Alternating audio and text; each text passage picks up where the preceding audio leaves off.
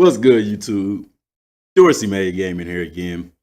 And today, I want to talk about basketball.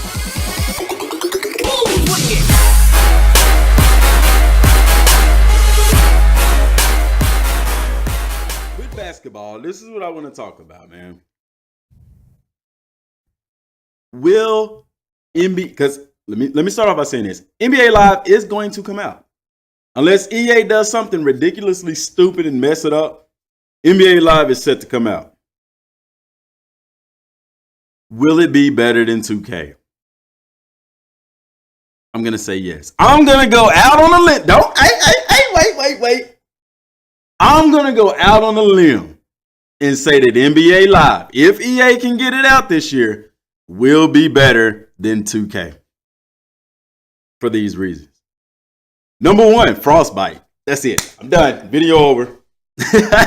No, man, but seriously, number one reason would be the frostbite engine.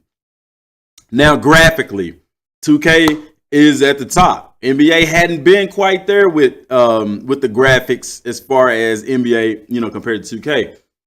However, with the frostbite engine, the graphics are going to be on point.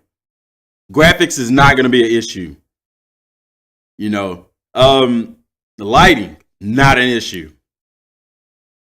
It will beat 2K's graphics. It will, with the frostbite. Second part is that I have to applaud EA for, people Jones talked about EA bad when they didn't come out with NBA Live the two times they didn't last year and then, a couple of years back. But you have to applaud them for this. That rather than put out garbage, they said, you know what? We're going to take a step back. We're going to analyze this stuff. And we're going to give people what they want. And by EA taking a year off this past year from basketball, I really believe that they're looking at what people don't like about 2K, and they're going to adjust that for NBA Live. Me personally, do I like 2K? Yeah. Why? Because it's the only basketball game out there. I'm huge against microtransactions, man. I'm all for, paid DLC or whatever like that. But microtransactions, one thing that I like about EA is when you create a player in like franchise mode or something like that, you can put their stats or whatever you want. And then you even see like with Madden that even in the connected franchise, when you play in a single player, while you can adjust your player's attributes, the training provides more than enough XP to level up your player. That's what I don't like about 2K. If you want to level up your player, long story short, without having to play the game for 3 years, you're gonna have to purchase what they call VC, virtual currency. And man, I'm telling you, even at the store, I see a lot of people coming in buying VC, and it's like, man, $20 for this, 20. And the thing about it is this, is that once you purchase that and you put that on that character, that's it. You can't go back and redistribute those attributes. If you were to delete that character, there's no bank that VC is held in that you could apply it to a new character. Now, I will say this, if EA is going to go that route, hey, EA, that might be something to consider, that if people are going out buying this stuff to level up their characters or to add attributes to their character, that you at least implement a system into your game to where they could redistribute those points or reallocate those points. Or if they delete that character, that they can create another one and still have those points that they've already purchased. I think that would be very, very cool if you are going to go that route. However, I would rather prefer you not go that route. What EA could do, and this would add immersion to the game, is in NBA Live, rather than have virtual currency, give people that sense of reality. It's supposed to be a basketball simulation. Now, understand this.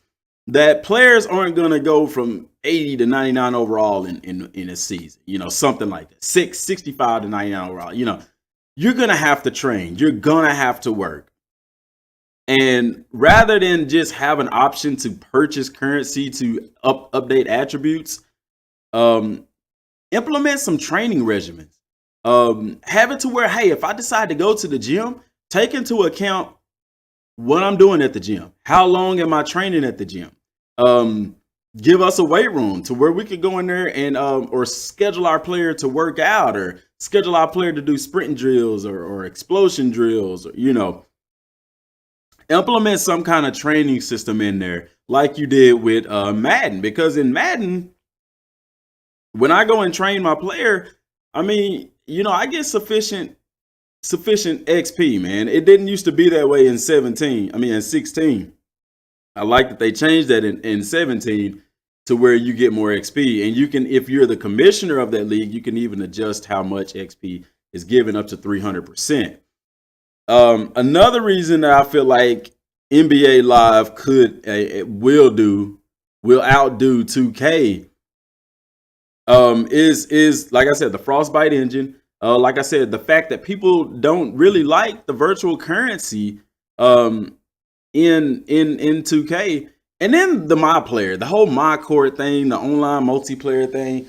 I mean, people like that. It is a pretty cool feature to be able to have your player and go play online. But let me ask y'all this: would you like to sacrifice being able to do that and for some more in-depth gameplay? I think I would. I would have to say that I would. I would rather give up the my court thing. First of all, because the servers suck.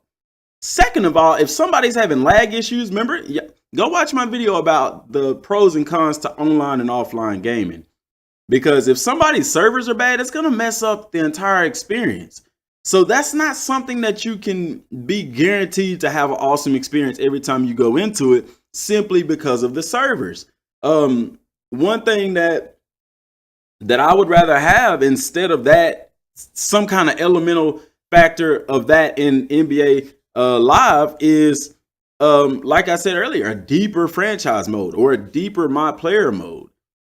If they implement some kind of story mode, it may raise some flags. People are going to say, oh, they're copying 2K, when that's not the truth, because they have a story mode in FIFA with the frostbite. They're more than likely going to put it in Madden. I hope they do. And same thing with UFC. They're coming out with another UFC. I'm pretty sure they're going to use frostbite in it, so, and have a story mode. UFC is story. That's basically all it is. But I think that would be really cool. I think that if they could implement some kind of system to where, have a creative team in there. Like I told y'all, with the frostbite engine, and what EA is planning on doing is implementing different factors from different games into a game, so that into probably all their games, so that when you have an EA product, there's going to be certain features that you're going to have. You're going to have a deep, in-depth franchise mode. You're going to have a story mode that's deep and in-depth with great story, great immersion, and great replayability. Then you're going to have maybe create a team. It'd be cool to be able to create your own NBA team and create your own stadium, and they would take that element from NHL. And then also having those different broadcast teams. I like the one that 2K had with Shaq and them and stuff like that. The halftime shows, those are really cool, But then too, my biggest memory from a basketball game was NBA Live, when they introduced the slam dunk competition, man, where you actually had to move the analog sticks and do different stuff to pull off certain dunks. And I'll never forget my first time pulling off a dunk. They got a perfect score. I mean, it was invigorating, man. It was awesome. They could re-implement those things. All-Star Weekend into the game. EA is a simulation style sports developer, and that's what we want. When you put in a game, you want it to be as close to playing on TV and as real life as possible. Because like me, I played college ball. I didn't make it to the NFL. I would love that NFL experience as far as training and nutrition and things of that nature, staying out of trouble, things of that nature that will benefit me on the field. I would like that experience. So that's why I'm looking forward to a story mode in Madden. I know there's some people in basketball who would like that experience. See, because video games gives us a reality that we wish for. That's why we spend money on these games, because we want to control that reality. We want to be in that thing, you know. So that's what we look forward to. Now, can you please everybody? No, you can't. There's going to be some people that's not going to be pleased. However, excuse me, I do believe that you can please the majority. And with EA taking a step back, analyzing everything, you know, because let me tell you something, they in the hot seat. If they come out with Madden, when Madden 18 come out, if it's just a reskin of Madden 17, EA in trouble. Because I'm going to tell you this, it ain't no excuse. EA, man, Madden is only on PlayStation 4 and Xbox One, and I think Steam maybe. It is not on last gen. There is no excuse. And, you know, while 17 did get better as far as the little things, as far as like the cleats, the socks and stuff like that, I really like that. I think they could add a little bit more depth. And with it being only on next gen consoles, with the power of these consoles and the depth of these consoles not being held back by previous gen consoles and having this frostbite engine, I think EA is really going to make a power move. I think that they're really excited about this year. And that's why they're going to be first at E3, because they got some stuff to show off to us. So y'all better be tuned in, because after they're starting E3 instead of Xbox, EA is.